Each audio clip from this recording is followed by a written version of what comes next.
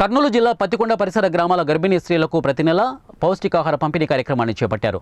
ఈ కార్యక్రమంలో వైసీపీ నేత పోచమిరెడ్డి మురళీధర్ రెడ్డి, ప్రభుత్వ వైద్యురాలు కల్పన, ఎంపీటీసీలు దేవరగట్టు లక్ష్మి, సరోజ తదితరులు పాల్గొన్నారు.